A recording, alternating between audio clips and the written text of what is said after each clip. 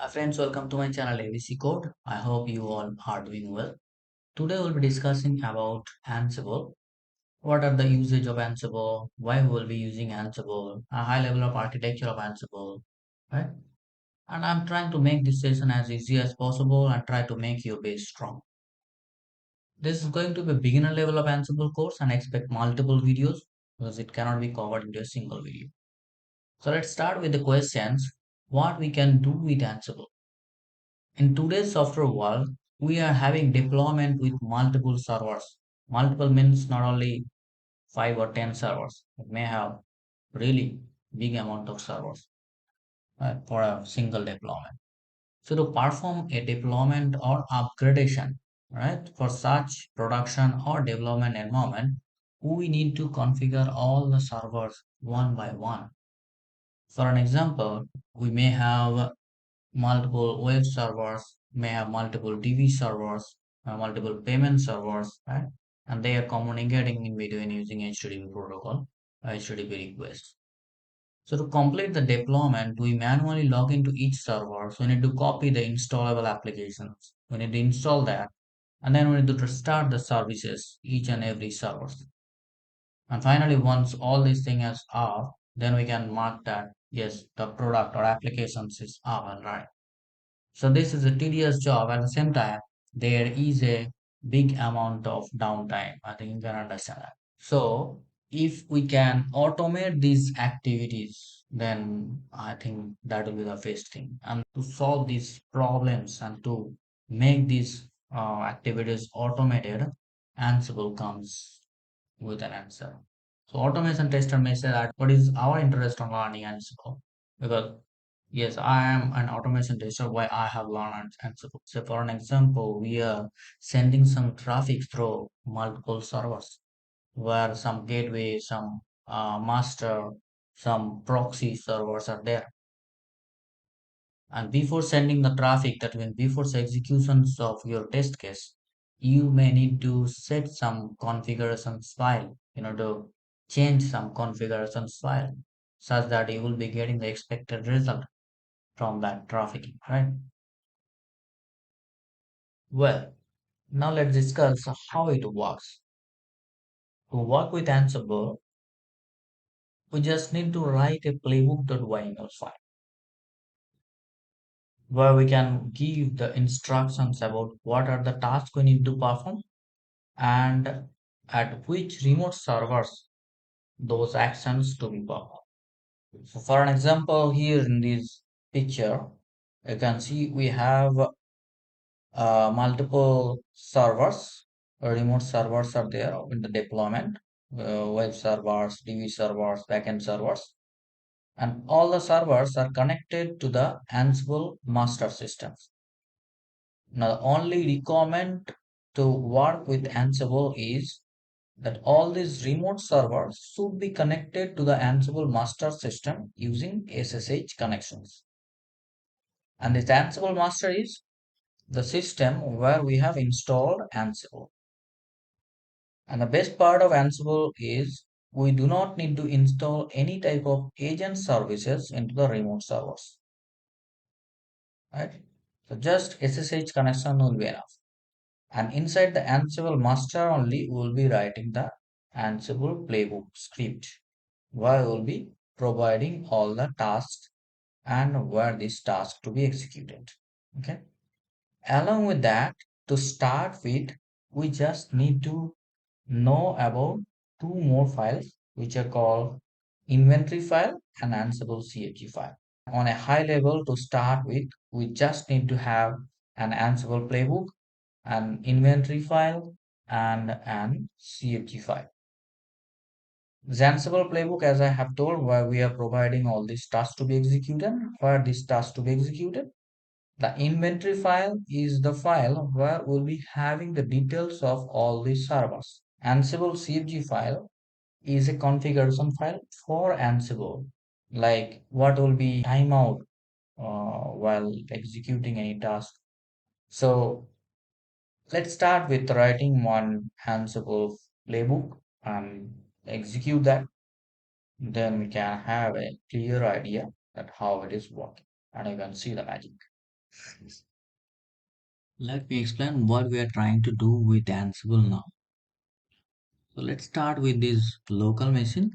Here I have installed Ansible. So as per the definitions I have mentioned you before, that means this local machine is our Ansible master. And for our remote machine, I have created two remote machine using AWS. One remote machine public address is this IP and another one is this one. I have connected to those machine using mobile extreme. See here, you can check here. This is the one IP address which is connected. This is EC2 one I have named here, and for EC2 two, this is 180. So these are the two machines I have connected through SSH from my local machine. Right. So I have one local file in this system. It's called support.sh. Now our target is to copy this support.sh file from this local machine to our remote machine. And I will do this automation. I will be doing this thing using automation, right? And this automation I'll be doing using Ansible, right? And we will see how easy it is to do this automation using Ansible. So for that, as I have told you, I have to write one playbook, Ansible playbook, right? So here I have written one playbook. I will be explaining now. So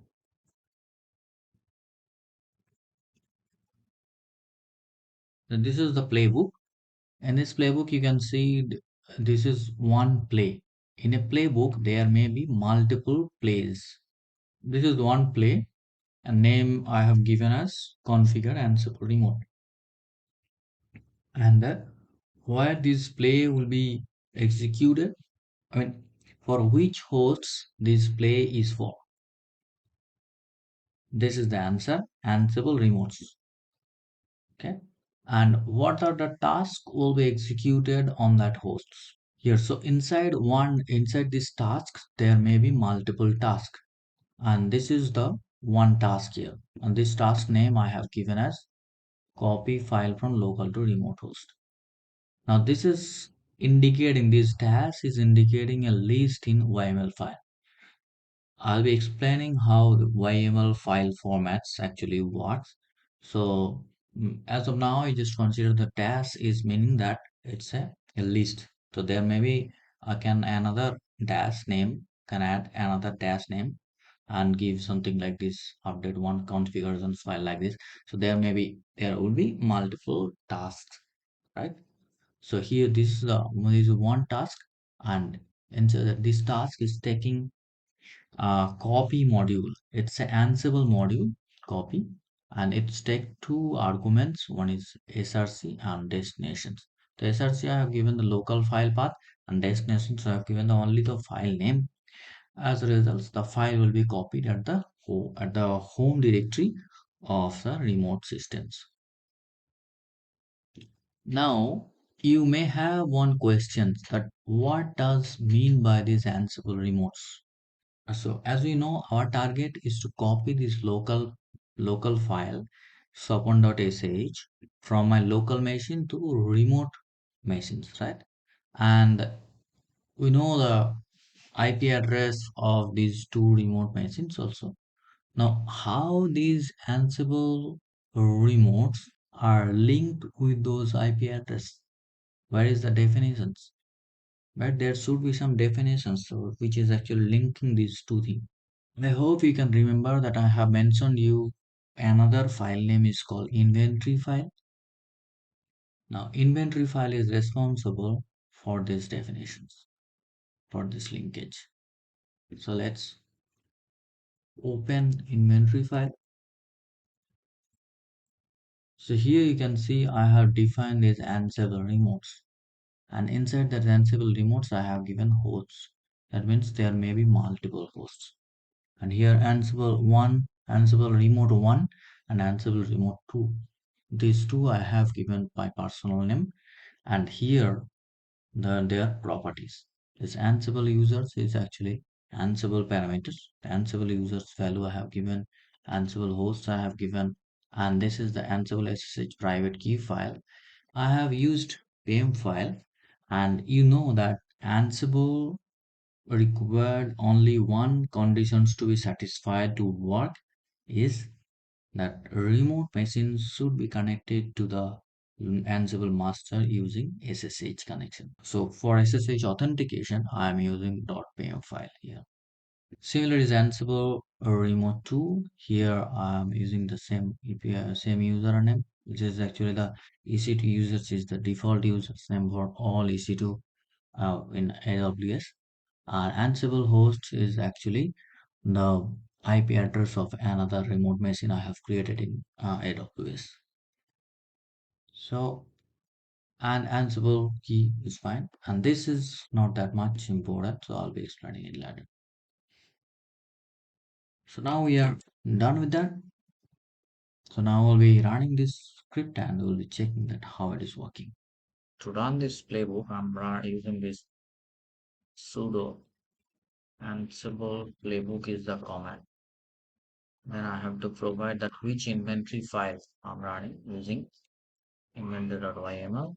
Then this is my playbook file. If I run, then it is asking for the password for root, right? Now given that, what is happening?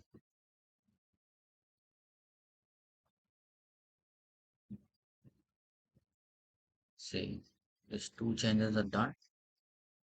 Now I'll be checking the remote machine. So what happens here? If I do ls, I can see this someone has been copied here. If I do ls, I can see that someone is copied here. So this very small Ansible script, we are able to copy our local file to both the remote servers. With this small example, it may seem this is not that powerful. However, just imagine there are hundreds of servers and you have to upgrade with a new version of code. So you have to copy all the updated code to the respective servers, right? Now, think about how tedious it is to perform in manual. And Ansible has another very good feature. It's called idempotent, and it is actually if something is already there into the expected state, it will not make any change. We'll see this thing in practical in the next session. Hope this was very helpful to you, and we'll see you again in the next session. Thank you for watching.